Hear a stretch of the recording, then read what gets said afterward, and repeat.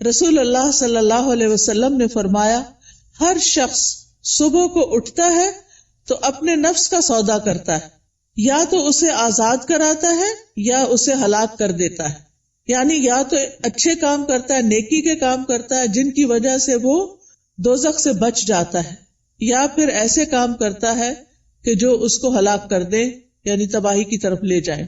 اب میں چند کام جو صبح سے رات تک کرنے چاہیے جو ہمیں سنت سے پتہ چلتے ہیں ان میں سے ایک ایک کا ذکر کروں گی، اور آپ اس کو سن کر اپنا جائزہ لیتے جائیے اور میرے ساتھ شیئر بھی کیجئے کہ کیا آپ یہ کرتے ہیں یا آپ کو کرنے کی ضرورت ہے۔ سب سے پہلی چیز کہ جو ہی ہماری آنکھ کھلے ہمیں کیا کرنا چاہیے؟ دعا پڑھنی چاہیے۔ کس کس کو یہ دعا آتی؟ الحمدللہ، لیکن سب کو نہیں آتی۔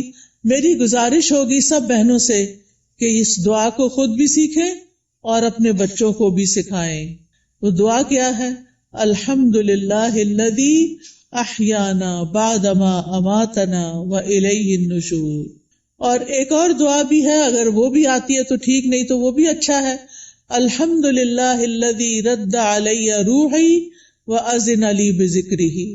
اللہ کا شکر ہے جس نے میری روح لوٹا دی اور مجھے اپنے ذکر کی اجازت دے دی، کہ مجھے توفیق دے دی۔ کیونکہ آپ دیکھیں کتنے ہی لوگ ہیں جو سوتے ہیں تو پھر جاگتے نہیں۔ ابھی ریسنٹلی میری ایک بہت عزیز ساتھی کے ہسبینڈ کا انتقال ہوا ہے۔ وہ صبح اٹھے ہیں، فجر کے وقت نماز پڑھی ہے، اپنے معمولات کیے ہیں، پھر اشراق پڑھی ہے اور دوبارہ آرام کرنے کے لیے لیٹ گئے۔ ہم میں سے اکثر لوگ یہ کرتے ہیں نا، راتیں چھوٹی ہوتی ہیں، موسم بھی گرم ہوتا ہے، رات کو سوتے ہوئے دیر ہو جاتی ہے تو انسان پھر کیا کرتا ہے، اٹھنے کے بعد پھر لیٹ جاتا ہے، اور وہ اسی طرح لیٹ گئے ہیں لیکن پھر دوبارہ نہیں اٹھے۔ ہمیں سے کسی کو نہیں پتا کہ جب وہ سوئے گا تو دوبارہ اٹھے گا یا نہیں۔ اس لیے معمول بنا لیجئے کہ ذکر کر کے سونا ہے اور اٹھتے ہوئے بھی اللہ کا شکر ادا کرنا ہے کہ اس نے ہماری روح، ہماری جان ہمیں واپس لوٹا دی۔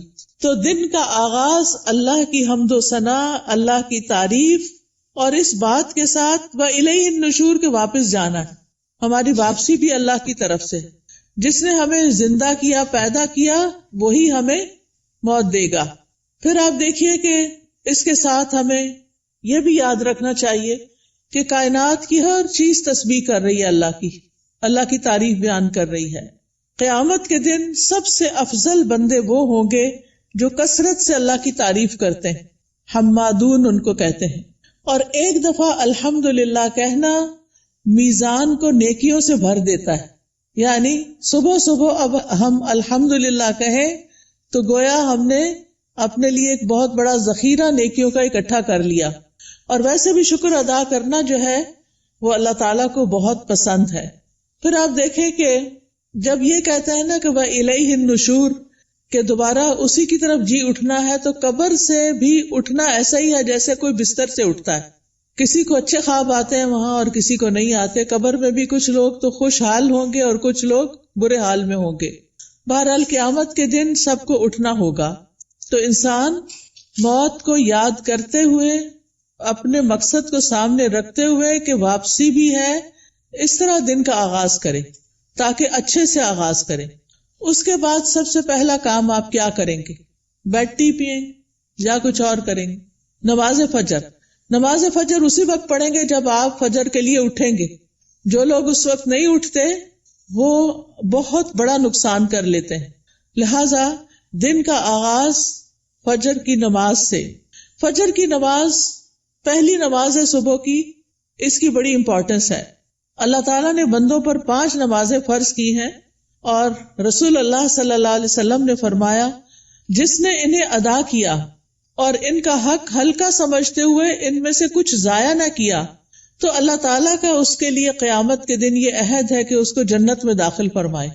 اور جس نے ان کو ادا کیا مگر ان کا حق ہلکا سمجھتے ہوئے، معمولی چیز سمجھتے ہوئے نماز کو ان میں سے کچھ ضائع کر دیا، تو اللہ کا کوئی وعدہ نہیں، چاہے تو عذاب دے چاہے تو معاف کر دے۔ تو اس لیے دن کا آغاز اللہ کی نافرمانی سے نہیں کرنا۔ کس سے کرنا؟ فرما برداری سے۔ اور فرما برداری میں پہلی فرما برداری نماز۔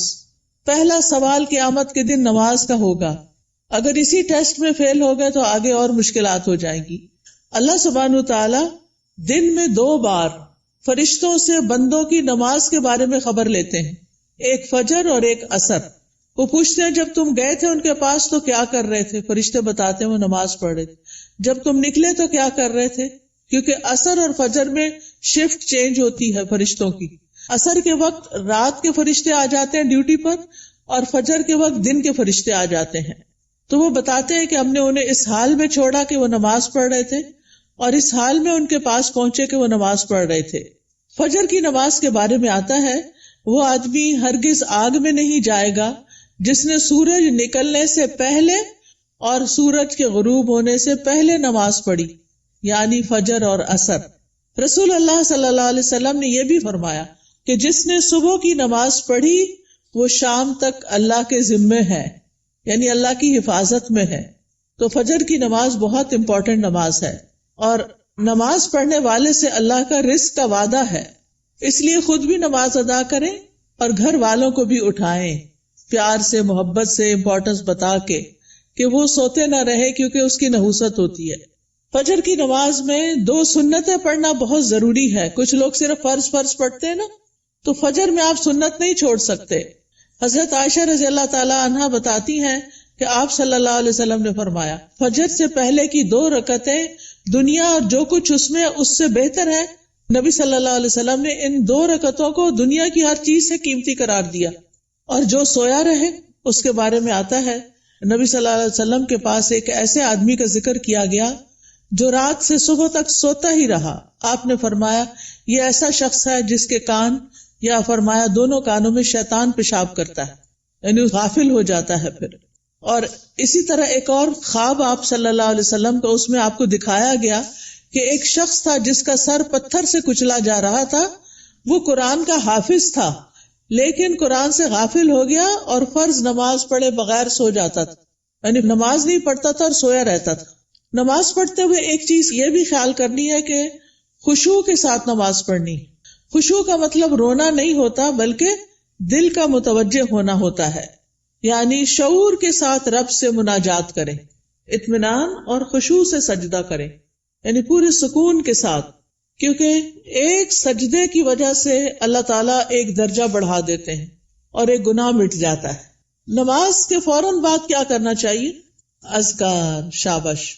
نماز کے بعد اگر کوئی مصلی پر بیٹھا رہے تو جب تک اس کا وضو نہیں ٹوٹتا فرشتہ اس کے لیے دعا کرتا ہے، اللہم اغفر لہ، اللہم ارحمہ، اے اللہ اس کی بخشش فرما دے، اے اللہ اس پہ رحم فرما۔ یعنی آپ مصلی پہ بیٹھے ذکر کر رہے ہیں، تسبیحات پڑھ رہے ہیں، دعائیں کر رہے ہیں، اور فرشتہ آپ کے لیے دعائیں کرنا شروع ہو گیا ہے۔ تو ہم میں سے ہر ایک کو فرشتوں کی دعائیں لینی چاہیے۔ اسی طرح ہر نماز کے بعد 33 بار سبحان اللہ، 33 بار الحمدللہ، اور 34 بار اللہ اکبر پڑھنا چاہیے، اور آخر میں لا الہ الا اللہ وحدہ لا شریک لہ لہ الملک و لہ الحمد وہو علی کل شیء قدیر پڑھا جائے تو جو ایسا کرے گا اس کے سارے گناہ معاف کر دیے جائیں گے۔ ٹھیک ہے، چاہے وہ سمندر کی جھاگ کے برابر ہو۔ کتنی بڑی بات ہے نا یہ، اس لیے اس کا اہتمام کیا رکھنا ہے۔ اگر کسی وجہ سے آپ مصروف ہیں، 33 بار نہیں پڑھ سکتے تو 10 بار بھی پڑھ سکتے ہیں۔ ٹھیک ہے، پھر یہ کہ انگلیوں پر تسبیح کریں، کیونکہ انگلیاں قیامت کے دن کیا کریں گی؟ گواہی دیں گی۔ ہر فرض نماز کے بعد آیت الکرسی ضرور پڑھیں۔ اس کا فائدہ کیا ہے؟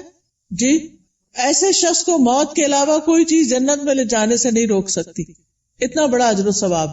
میں یہ ساری باتیں اس لیے کر رہی ہوں کہ آپ اپنا جائزہ لیں۔ اگر کوئی چیز چھوٹ گئی ہے، بھول گئی ہے، پتہ ہے لیکن کرتے نہیں، تو کرنا شروع کر دیں۔ وہ دن جس میں یہ باتیں کریں گے آپ، اس کی نسبت بہت زیادہ اجر و ثواب والا ہوگا جس میں آپ یہ نہیں کریں گے۔ دنیا کے کام کبھی ختم نہیں ہو سکتے، لیکن ہمیں کیا کرنا چاہیے؟ اپنے اذکار، اپنی عبادات کو بھولنا نہیں۔ اسی طرح ہم میں سے اکثر لوگ کہتے ہیں مجھے نظر لگ گئی، وہ فلانے نے جادو کر دیا، وہ گھر میں یہ شر ہو گیا۔ تو اس کا حل بتایا گیا ہے کہ ہر نماز کے بعد قل هو اللہ 1 دفعہ، قل اعوذ برب الفلق 1 دفعہ، اور قل اعوذ برب الناس 1 دفعہ پڑھیں۔ یہ نماز کے بعد پڑھنی چاہیے۔ اچھا، اب آپ دیکھیے کہ بعض لوگ بیمار ہوتے ہیں، کوئی ایسی تکلیف ہوتی ہے ان کو سمجھ نہیں آتی، وہ پڑھ کے اپنے ہتھیلی پہ پھونک مار کے اپنے سر سے، منہ اور پورے جسم پر اپنا ہاتھ پھیر لیا کریں. اس سے انشاءاللہ ان کا شر بھی دور ہو جائے گا، ان کی بیماری بھی ختم ہوگی. نماز کے بعد کیا کرنا چاہیے؟ صبح شام کے اذکار، پروٹیکشن کی دعائیں. آپ میں سے کس کس کے پاس ایاک نستعین کتاب ہے؟ الحمدللہ کافی لوگوں کے پاس ہے. جس کے پاس نہیں، اگر آج آئی بھی ہے تو ضرور لے لیں. اور انگلش میں بھی ہے، اس میں ٹرانسلیٹریشن کی ہوئی ہے. اگر عربی نہیں پڑھ سکتے بچے تو ان کو انگلش میں پڑھنی آ جائے تو وہ بچوں کو ضرور ساتھ ساتھ سکھائیں. ہر ماں خود اپنے پڑھنے کے ساتھ اپنے بچوں کو بھی سکھائے. تو اگر زبانی یاد نہیں تو دیکھ کے پڑھ لیجئے. انشاءاللہ جب آپ پروٹیکشن کی دعائیں پڑھیں گے تو آپ نظر سے، حسد سے اور بہت سے شر سے بچ جائیں گے. ٹھیک ہے نا؟ ایسا نہیں کہ لوگوں کی نظر تیز ہوتی ہے، ایسا ہے کہ ہمارے اوپر پروٹیکشن وال نہیں ہوتی کیونکہ ہم اذکار نہیں کرتے. اور پھر آپ دیکھیے کہ اگر کوئی شخص آپ میں سے جیسے بزرگ خواتین ہیں جن پہ بچوں کی، چھوٹے بچوں کی ذمہ داری نہیں یا گھر کے بہت سارے کام کاج نہیں، تو وہ فجر کی نماز سے سورج طلوع ہونے تک بیٹھے رہے مصلی پر. کیونکہ رسول اللہ صلی اللہ علیہ وسلم نے فرمایا جو شخص صبح کی نماز جماعت کے ساتھ ادا کرے پھر بیٹھا اللہ کا ذکر کرتا رہے یہاں تک کہ سورج نکل آئے، پھر 2 رکعتیں پڑھے اشراق کی، یعنی اس کے لیے ایک حج اور عمرے کا ثواب ہے. کوئی معمولی اجر ہے؟ کتنا بڑا اجر کما لیتے ہیں وہ لوگ جو تھوڑا صبر سے بیٹھے رہتے ہیں فجر کے بعد اور نفل پڑھ کے اٹھتے ہیں، اور 2 رکعتیں ہی پڑھنی ہوتی ہیں. تو انسان کا دل، اس کی روح، یہ سیراب ہو جاتے ہیں ان اعمال سے جو ابھی تک میں نے آپ کو بتائے.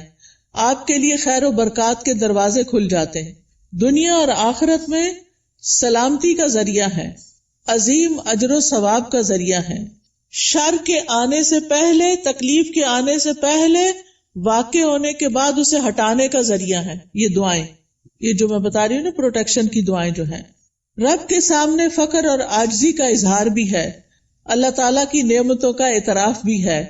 اور یہ ایسے ہی ہے جیسے کوئی دشمن سے بچنے کے لیے اپنے آگے کوئی بال کھڑی کر لے.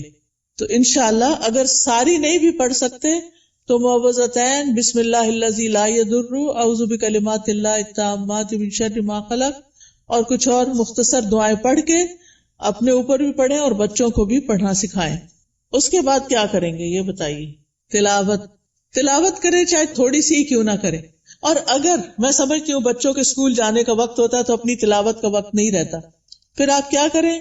اپنے فون پر قرآن مجید کا کچھ نہ کچھ حصہ ریگولر لگا دیں. کوئی پورے قرآن کو ڈاؤن لوڈ کر لیں، اب تو ایسی ویب سائٹس بھی ہیں، وہاں سے آپ شروع کریں، الحمد سے الناس تک پورا کریں. ہر روز تلاوت لگا دی، بچے بھی تیار ہو رہے ہیں، آپ بھی کچن میں کام کر رہی ہیں اور ساتھ ساتھ تلاوت سنیں. کیوں؟ ان الذین یتلون کتاب اللہ واقاموا الصلاۃ وانفقوا مما رزقناہم سرا وعلانیۃ یرجون تجارۃ لن تبور. بے شک جو لوگ اللہ کی کتاب کی تلاوت کرتے ہیں، اور تلاوت کا عربی میں معنی فالو کرنا بھی ہوتا ہے، سمجھ کے پڑھنا، اور انہوں نے نماز قائم کی اور جو کچھ ہم نے انہیں دیا ہے اس میں سے انہوں نے پوشیدہ اور ظاہر خرچ کیا، وہ ایسی تجارت کی امید رکھتے ہیں جو کبھی برباد نہ ہوگی. یہ لوگ اللہ کے ساتھ ایک بزنس کر رہے ہیں. یہ چیزیں یہ پڑھتے ہیں، تلاوت کرتے ہیں، قرآن پڑھتے ہیں، لوگوں پہ خرچ کرتے ہیں، تو یہ اللہ کے ہاں ایسا اجر، اتنا پروفٹ پائیں گے کہ سوچ بھی نہیں سکتے، تاکہ وہ انہیں ان کے اجر پورے پورے دے اور اپنے فضل سے انہیں زیادہ بھی دے. بے شک وہ بے حد بخشنے والا نہایت قدردان ہے. تو پیاری بہنوں، تلاوت کو نہیں چھوڑنا، چاہے ایک صفحہ ہی کیوں نہ ہو، ایک ربع ہی کیوں نہ ہو، ہاف جز کیوں نہ ہو، ایک پارہ کیوں نہ ہو. میرے ایک بہنوئی تھے، فوت ہو گئے، اللہ تعالیٰ ان پہ رحم فرمائے.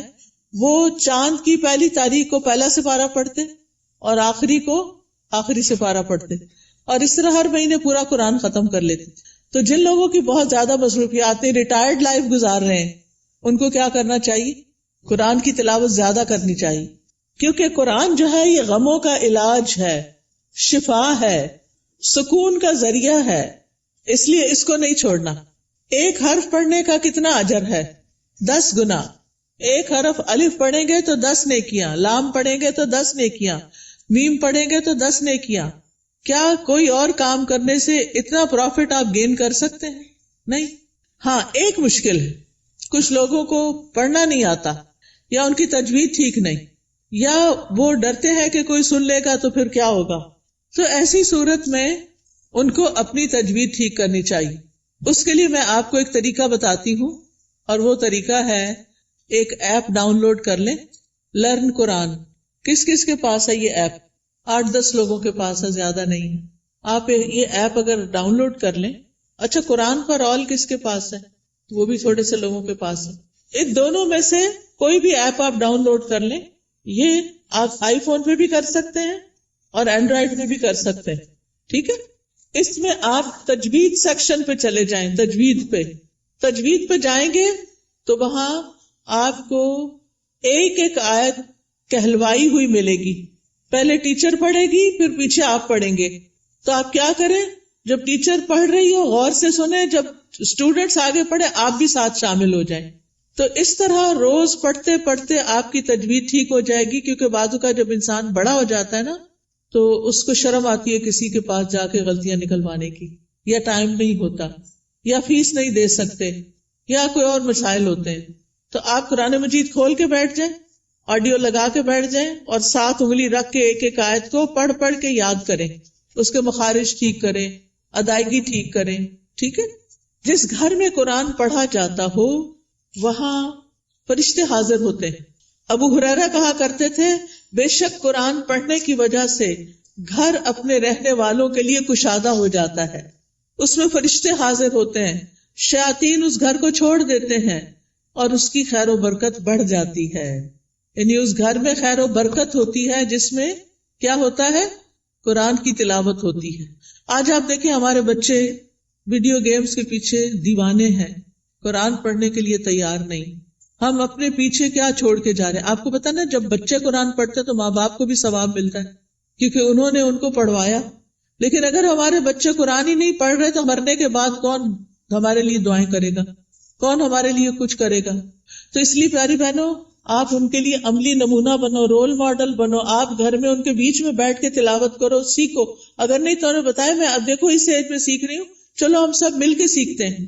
ان کو بھی ساتھ بٹھا لیں، چھوٹی سی گھر میں کلاس بنا لیں، 2-3 بچے اور آپ خود بیٹھ جائیں. اگر آپ کے ہسبینڈ بھی ساتھ بیٹھ جائے تو بہت ہی اچھا ہے.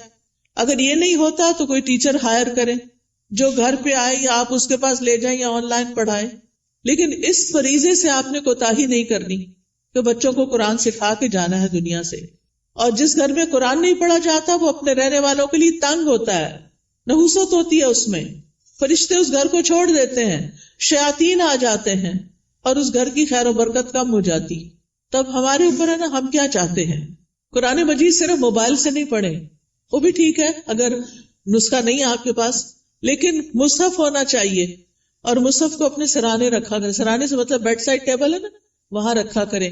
کیونکہ قبر میں بھی قرآن سرہانے کی طرف سے آئے گا اور بچائے گا. اگر دنیا میں ساتھ نہیں رکھا نا، قبر میں نہیں آئے گا. سمجھ آ گئی بات؟ تو ابھی سے اس کو پاس رکھے، ساتھی بنائیں تاکہ قبر میں بھی وہ آپ کے ساتھ ہو. حدیث میں آتا ہے، آدمی کو جب اس کی قبر میں لایا جاتا ہے تو فرشتہ اس کے سر کی طرف سے عذاب دینے کے لیے آتا ہے. تو تلاوت قرآن اسے دور کر دیتی ہے. قبر میں عذاب نہیں دینے دیتے، وہ کہتے پیچھے جاؤ. جب فرشتہ سامنے آتا ہے تو صدقہ اسے دھکیل دیتا ہے. جب پاؤں کی طرف آتا ہے تو مساجد کی طرف جانا اس کو دھکیل دیتا ہے. ٹھیک ہے، پھر آپ دیکھیے کہ تلاوت کر لی آپ نے، تو آپ اب اٹھ کے 2 نفل پڑھ لیں اگر آپ نے پہلے نہیں پڑھے تلاوت سے. ورنہ فجر کی نماز پڑھ کے تلاوت شروع کر دیں اور پھر اشراق کے نفل پڑھ لیں، تو ٹائم بھی پاس ہو جائے گا، حج عمرے کا ثواب بھی ملے گا. یہ 2 نفل جو ہیں سارے جوڑوں کا صدقہ ہے. میں اکثر لوگوں کو بتاتی ہوں، اگر آپ کے جسم میں آپ کو جوائنٹس پین ہے تو آپ یہ تجربہ کر کے دیکھیں، اپنے سارے جوڑوں کا صبح صبح صدقہ دیں، 2 نفل پڑھیں، آپ کی تکلیف دور ہو جائے گی. کیونکہ میں نے یہ پرسنلی ایکسپیرینس کیا. پھر آپ دیکھیے، ہر روز اپنے نفع مند علم میں اضافہ کریں. چاہے کوئی اچھا لیکچر سنیں، چاہے کوئی کلاس جوائن کریں، چاہے کوئی کتاب پڑھیں. تو علم نافع جو ہوتا ہے وہ 2 طرح کا ہوتا ہے. ایک دینی اور شرعی علم، جس میں ہم قرآن کا ترجمہ سیکھتے ہیں، تفسیر سیکھتے ہیں، جس میں ہم دعائیں سیکھتے ہیں، جس میں ہم نماز کا طریقہ سیکھتے ہیں، سیرت کے بارے میں سیکھتے ہیں، احادیث پڑھتے ہیں. یہ دینی علوم ہے. اور دنیاوی علم جس سے انسان دوسروں کو فائدہ پہنچا سکے، جیسے طب ہے، ڈاکٹر بننا ہے، بزنس ہے، ایگریکلچر ہے، انڈسٹری کے بارے میں جاننا، آئی ٹی کے بارے میں، یہ ساری تعلیم حاصل کرنا تاکہ آپ دوسرے لوگوں کو فائدہ پہنچا سکیں اور اپنی ارننگ بھی کر سکیں. تو یہ بہت فائدے کی چیز ہے کہ اب آپ نے نماز، قرآن تلاوت، اشراق سب کر لی، اب یا اپنی جاب پہ جائیں یا پھر اگر گھر میں ہیں تو گھر کے کام کاج کریں اور اس کے بعد اپنا نالج بھی بڑھائیں. اس کے لیے آپ سیکوینس کے ساتھ لیکچر سنا کریں. کبھی حدیث جیسے شروع کر لی ہے تو وہ سارے لیکچرز پورے کر لیں، ہر روز ایک ایک کر کے. اگر تفسیر شروع کر لی ہے تو اس کو شروع کر کے آگے تک لے جائیں، لیکن اپنے علم میں پختگی لائیں. اور اگر ہو سکے تو کوئی نہ کوئی کلاس جوائن کریں. رسول اللہ صلی اللہ علیہ وسلم نے فرمایا، جو شخص صبح کے وقت اس لیے مسجد کی طرف نکلا کہ بھلائی سیکھے یا سکھائے تو اس کے لیے پورا حج ادا کرنے والے کے مثل اجر ہے. اتنا بڑا اجر ہے.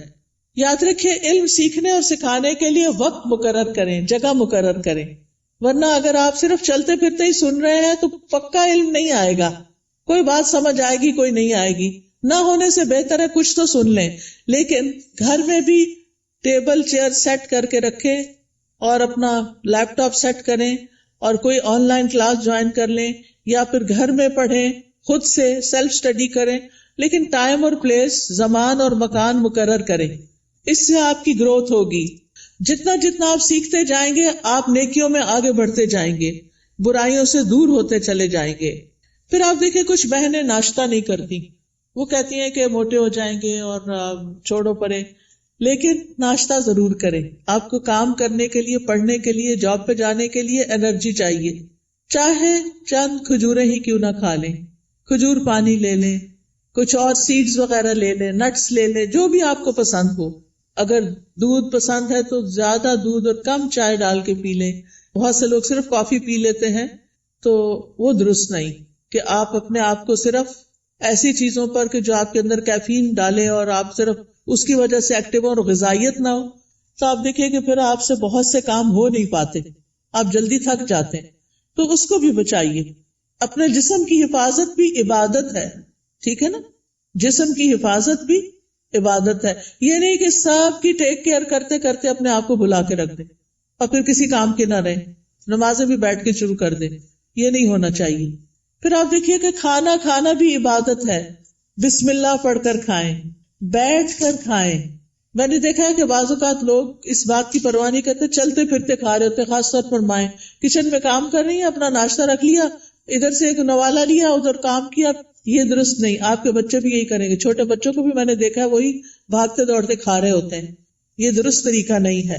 سنت طریقے سے کھائیں، کھانا عبادت ہو جائے گا. پھر دائیں ہاتھ سے کھائیں اور پیئیں. ہر گھونٹ پہ الحمدللہ کہیں. پھر کھانا کھا کر بھی دعا کریں.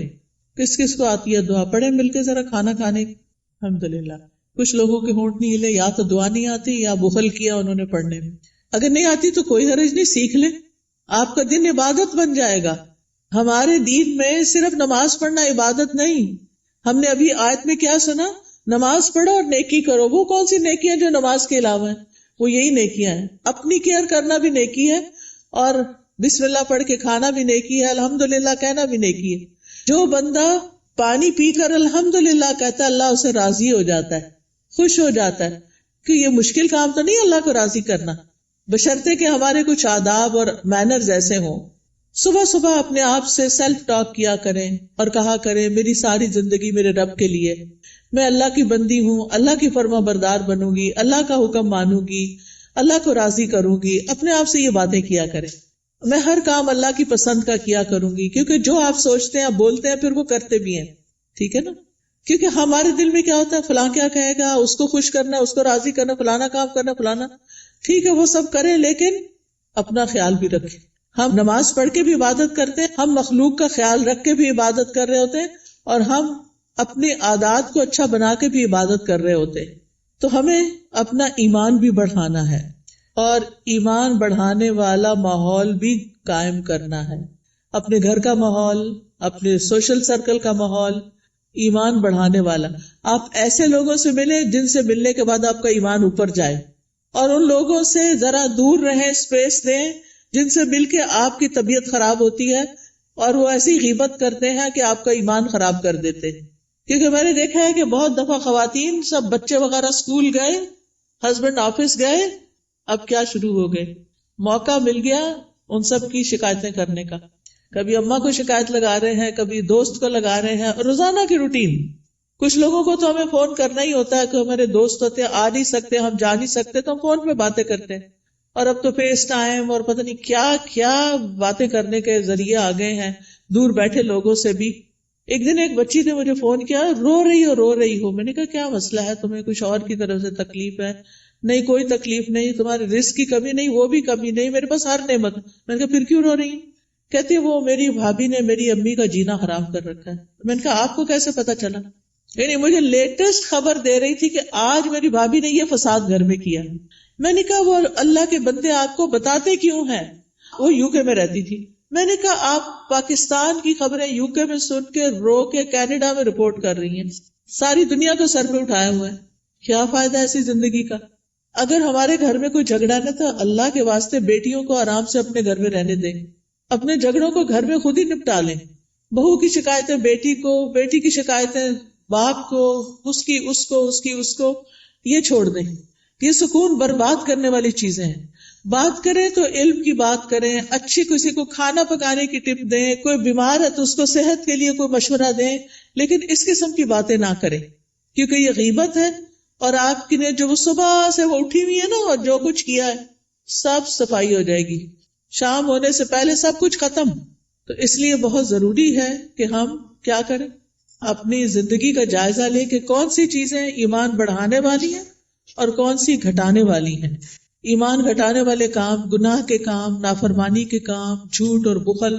پھر آپ دیکھیں کہ اپنے جسم اور اپنی روح کا خیال کرنے کے لیے اپنے آپ کو صاف ستھرا رکھیں، یہ بھی عبادت ہے. آپ نے وہ حدیث سنی ہوگی نا، صفائی نصف ایمان ہے، وہ بچپن میں رٹا دیتے ہیں. اپنے جسم کی صفائی، ایکسٹرا بالوں کی صفائی، اپنے کپڑوں کی صفائی، اپنے گھر کی صفائی پہ لگ جائیں. اور کس نیت سے کہ یہ عبادت ہے. میں اپنا ماحول صاف کر رہی ہوں، اپنے گارڈن کو صاف کر رہی ہوں، اپنی کھڑکیاں صاف کر رہی ہوں، جو بھی کریں. اور ایک ہی دن میں سب کچھ نہیں کریں، پھر نماز بھی نہیں پڑھی جائے گی. اپنا اسکیجول بنا کے سیٹرڈے کو یہ کرنا، سنڈے کو یہ، منڈے کو یہ، اور کس کام میں کس کو ساتھ لگانا ہے، بچوں کو لگانا ہے، ہسبینڈ کو لگانا ہے، اپنی کسی فرینڈ کو بلا کے ساتھ لگانا ہے، وہ سارا کچھ لکھ کے رکھ لیں. اور اکیلی اپنی جان پہ زیادہ بوجھ نہ ڈالے، ٹھیک ہے. پھر اپنے جسم، ناخن، بال، دانتوں، ان سب کی صفائی کا اہتمام. مسواک رب کو راضی کرنے کا ذریعہ ہے. پھر وضو کے بعد کی دعا، پھر اذان سن کے اس کی دعا. پھر کوئی بھی ایسی چیز جو آپ کو پریشان کرتی ہے اس کے بارے میں اپنے رب پر توکل کہ یا رب تو ہی کرنے والا ہے، میں تیری ہی طرف رجوع کرتی ہوں، تجھ سے ہی دعا کرتی ہوں. اور رب سے دل ہی دل میں باتیں کیا کریں. کسی بھی طرح کے حالات ہوں، اللہ کی رحمت سے نا امید نہ ہوں، اللہ کی رحمت سے پر امید رہیں. باہر گروسری کرنے جا رہے ہیں، کوئی بھی کام کر رہے ہیں، اس کے ساتھ اپنا غور و فکر اور ذکر جاری رکھیں. تمام دن اللہ کے ذکر سے اپنی زبان کو تر رکھیں. یعنی دنیا کے کام کرتے ہوئے جب زبان یعنی کہ خالی ہے، کچھ بھی بولنے کو نہیں، تو اللہ کا ذکر دل ہی دل میں اور زبان سے کرتے رہیں، کیونکہ اس سے آپ کے دل میں سکون رہے گا، آپ کی روح سرشار رہے گی. ایک دفعہ سبحان اللہ اور الحمدللہ کہنے سے زمین آسمان بھر جاتا ہے. اور یہاں پر کچھ کارڈز بھی ہم آپ کے لیے لائے ہیں جن میں اذکار ہیں، تو اپنے کام کاج سے فارغ ہو کے آپ وہ ذکر کر سکتے ہیں، جیسے یہ تسبیحات ہیں. پھر اسی طرح اگر آپ کو رزق کی تنگی ہے تو یہ رزق میں کشادگی کے لیے دعائیں ہیں. پھر اگر کسی اہم کام میں آپ کو مشورہ کرنا تو یہ استخارہ ہے، استخارہ کیسے کریں اور اس کی دعا. پھر اسی طرح اللہ کا شکر ادا کرنے کے لیے یہ الحمدللہ کا کارڈ ہے، یہ دعائیں ہیں شکر ادا کرنے کی، اللہ کی تعریف کی، کیونکہ اللہ کی تعریف کرنے والے قیامت کے دن سب سے افضل بندے ہوں گے. پھر یہاں کچھ تسبیحات بتائی گئی ہیں، ان کا انگلش میں بھی ٹرانسلیشن ہے جن کے بہت بڑے بڑے فائدے ہیں. پھر آپ دیکھیے اگر قرض سے پریشان ہیں، مالی معاملات میں، تو یہ دعائیں ہیں، ان کا بھی انگلش ٹرانسلیشن موجود ہے. پھر یہ پروٹیکشن کی دعائیں ہیں. تو آپ دیکھیے کہ معمولی قیمت کے یہ کارڈ جو ہیں آپ کی زندگی میں بہت بڑی تبدیلی لا سکتے ہیں. تو آپ نے اگر یہ سارے اپنے گھر میں رکھے ہوئے ہوں ایک دن ایک اٹھا کے پڑھ لیجئے، دوسرے دن دوسرا پڑھ لیجئے، تیسرے دن تیسرا پڑھ لیجئے، اور اس طرح آپ کا ذکر کے ساتھ ایک رابطہ قائم ہو جائے گا. کثرت سے توبہ استغفار کریں. اگر کوئی مسائل ہے زندگی میں، کوئی پریشان کر رہی ہے چیز، تو استغفار کی کثرت، استغفر اللہ کی تسبیح کر سکتے ہیں، اللہم اغفر لی کی تسبیح کر سکتے ہیں. پھر اسی طرح وقت کا بہتر سے بہتر استعمال کریں. وقت جو ہے وہ بہت قیمتی نعمت ہے. ایک دفعہ اگر وقت چلا جائے تو دوبارہ نہیں آتا، اس لیے ہر دن کو مفید اور پروڈکٹیو ڈے بنائیں. رسول اللہ صلی اللہ علیہ وسلم نے فرمایا 2 نعمتیں ایسی ہیں جن کے بارے میں اکثر لوگ خسارے میں ڈالے گئے ہیں، ایک تندرستی اور دوسرے فراغت، کہ اس سے وہ فائدہ نہیں اٹھاتے جتنا اٹھانا چاہیے. بیمار ہو کر تو انسان کچھ کر نہیں سکتا. جب تک اللہ آپ کو چلتا پھرتا رکھے، آپ عبادت بھی خوب دل بھر کے کریں اور بندوں کی خدمت بھی کریں اور فضول قسم کی ایکٹیویٹیز میں اپنا وقت ضائع نہ کریں. آپ دیکھیے کہ ہمارے دن میں کئی ڈسٹریکشنز ہوتی ہیں، خاص طور پر فون کی وجہ سے. ہم نے کوئی اپنے گول سیٹ کیے ہوئے ہوتے کہ آج کے دن میں نے یہ اور یہ کام کرنے ہیں. آپ کرنا شروع کرتے ہیں کہ اتنے میں بیل بج جاتی ہے، آپ فون اٹھا لیتے ہیں اور کہیں سے کہیں پہنچ جاتے ہیں، اور جو کرنے کا کام تو وہ دھرے کا طرح رہ گیا. تو اس چیز سے بھی آپ نے کانشیس رہنا ہے. کچھ وقت کے لیے فون بند کر دیا کریں اور اس وقت اپنے کرنے کے کام پہلے پورے کریں، پھر اس کے بعد فون کھولیں، تاکہ آپ کا دن نتیجہ خیز دن ہو. جب انسان اپنے کرنے کے کام کر لیتا ہے تو اس کو ایک خاص سیٹسفیکشن ہوتی ہے، خاص خوشی نصیب ہوتی ہے. تو آپ اپنے کرنے کے کاموں کی لسٹ بنائیں، اپنے مقاصد کو دہرایا کریں، بے مقصد چیزوں سے خود کو دور رکھیں، اور جو ٹارگٹ آپ حاصل کرنا چاہتے ہیں اس کے لیے دیکھیں کہ آپ کو کیا کیا چاہیے، وہ بھی لکھ لیں. پھر اسی طرح کاموں کو لٹکائیں نہ، تاخیر نہ کریں، وقت پر کریں. روٹین بنائیں تو کام سارے ہی ہو جائیں گے، کیونکہ ہیپ ہیزرڈ کبھی کچھ کر لیا، کبھی کچھ کر لیا، کبھی کچھ کر لیا، بہت وقت ضائع ہوتا ہے. ایک کام کرتے ہوئے آپ کو یہ پتا ہونا چاہیے کہ نیکسٹ کیا کرنا ہے مجھے. یہ نہیں کہ اوہو آج میں یہ تو کرنا بھول ہی گئی، یہ تو پڑھا ہی نہیں، یہ تو کیا ہی نہیں. پھر آپ دیکھیے کہ جتنے بھی اطاعت کے کام، عبادت کے کام ہوتے ہیں، اس میں مشقت لگتی ہے، محنت لگتی ہے.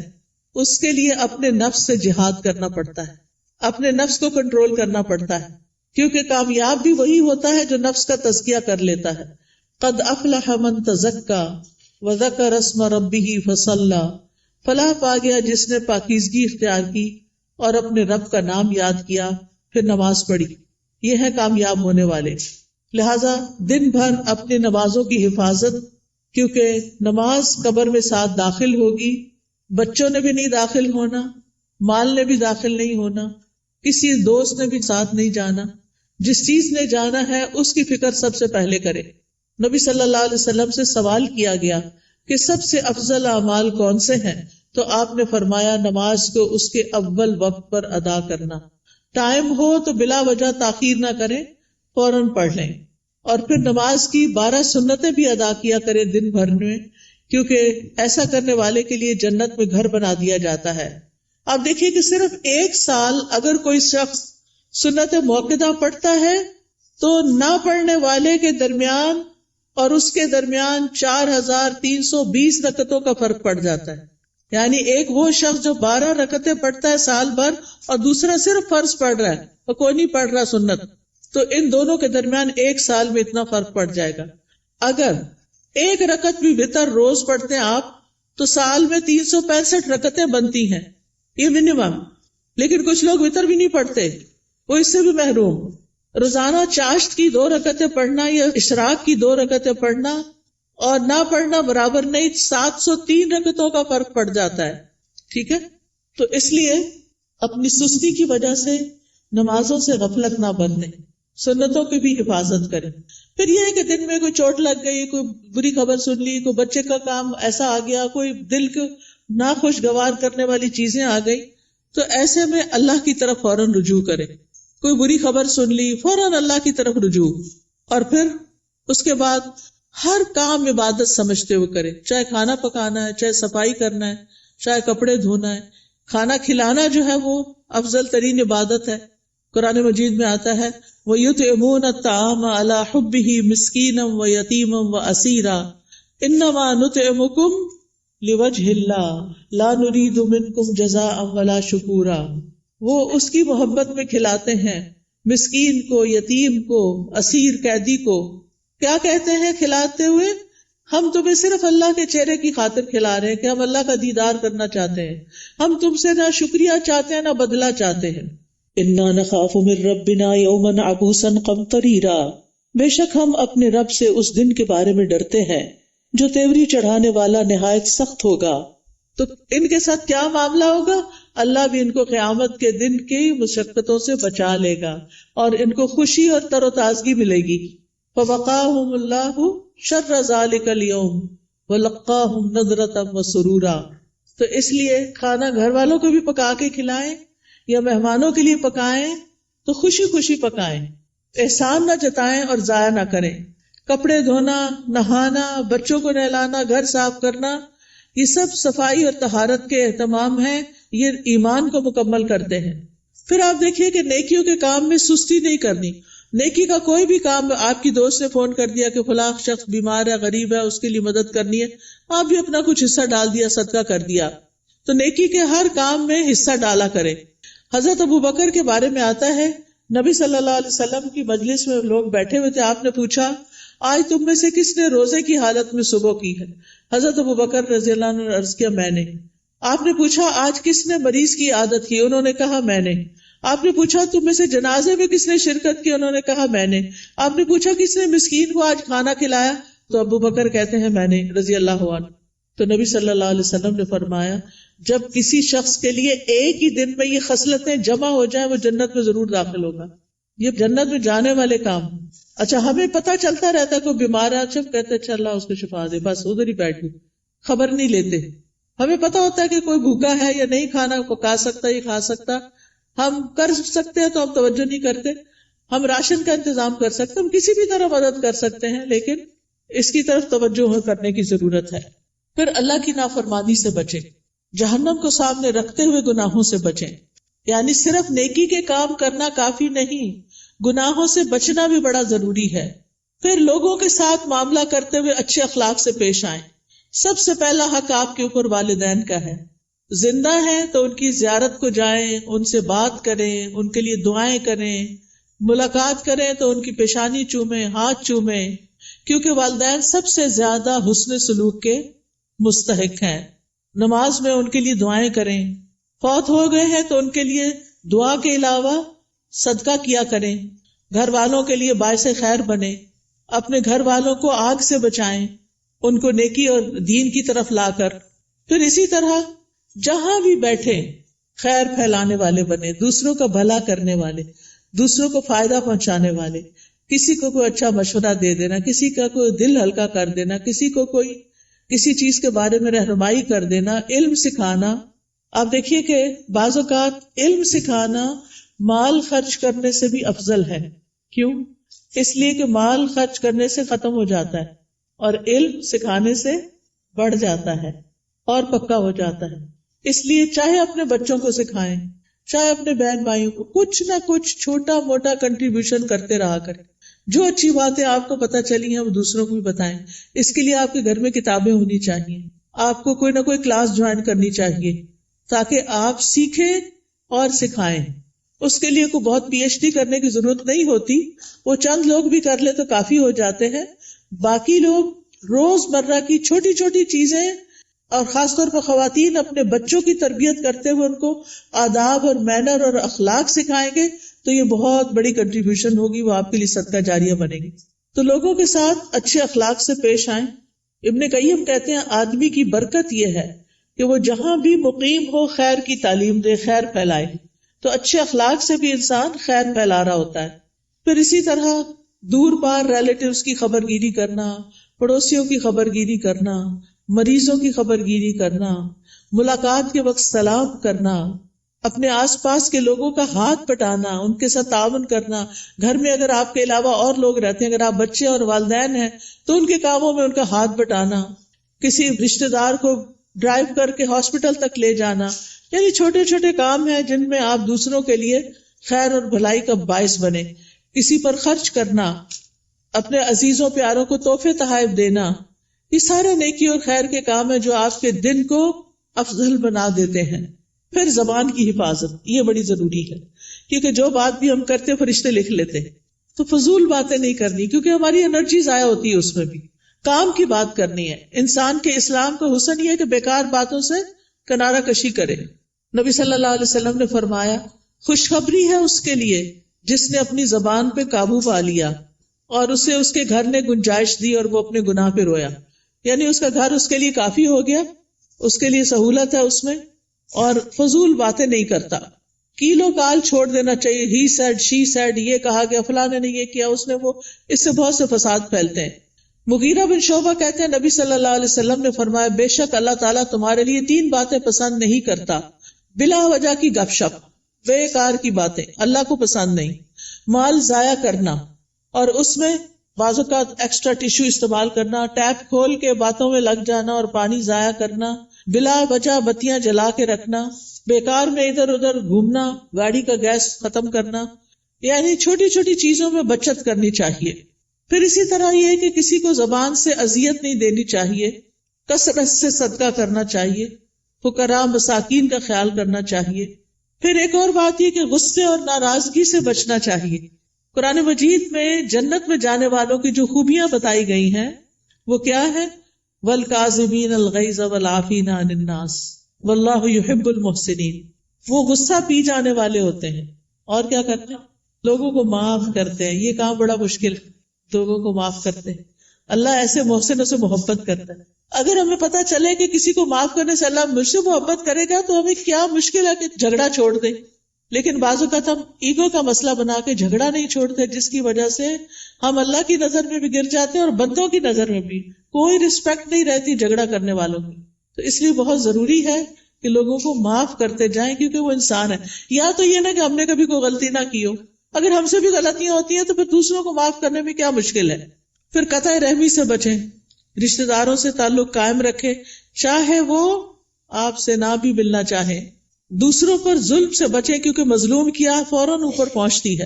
دل کی سختی سے بچیں، برے خیالات اور بدگمانیوں سے بچیں، غیبت کرنے اور سننے سے بچیں. مشکل وقت میں اللہ سے مدد مانگیں اور صبر کریں. آج ایک بچی کا میسج آیا کہ میری امی نے میرے بارے میں ایسا اور ایسا کہا ہے، میں اس وقت سے رو رہی ہوں، بہت میری طبیعت خراب ہو گئی. تو میں نے کہا پھر صبر کس چیز کا نام؟ اگر آپ نے اس وقت اپنے آپ کو سنبھالنا نہیں اور اس کو اتنا دل پہ لے لینا ہے، آپ اسٹرانگ بنے. ماں باپ جب کوئی تنقید کرتے ہیں نا تو وہ ہمیں سمجھانے کے لیے، ہمیں میچور کرنے کے لیے کرتے ہیں، ہمارے دشمن نہیں ہوتے. تو چیزوں کو ان کے صحیح رخ سے لیں. ماں باپ مارے بھی ڈانٹے بھی تو بھی معاف کریں، ان کی عزت میں کمی نہ آنے دیں. اور اگر پریشانی گھیر لے تو لا الہ الا اللہ کثرت سے پڑھیں. اللہ اللہ ربی لا اشرک بہ شیئا لا الہ الا انت سبحانک انی کنت من الظالمین. اور دیگر دعاؤں کو اور اذکار کو لازم کر لیں، جس کا میں نے ابھی آپ کو تعارف کرایا.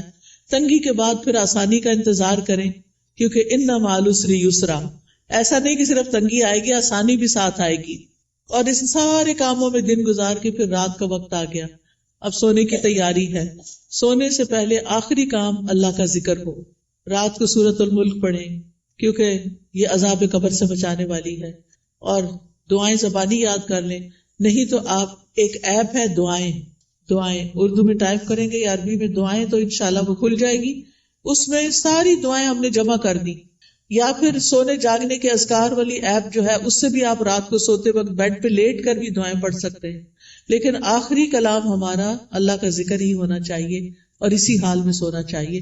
تو یہ ہے ایک مومن کی دن بھر کی روٹین اور دن بھر کے کرنے والے کام، جس سے انسان کے درجات بلند ہو جاتے ہیں. تو اللہ تعالیٰ سے میری دعا ہے کہ اللہ تعالیٰ ہم سب کو اس پر عمل کرنے کی توفیق عطا فرمائے. وآخر دعوانا ان الحمد للہ رب العالمین.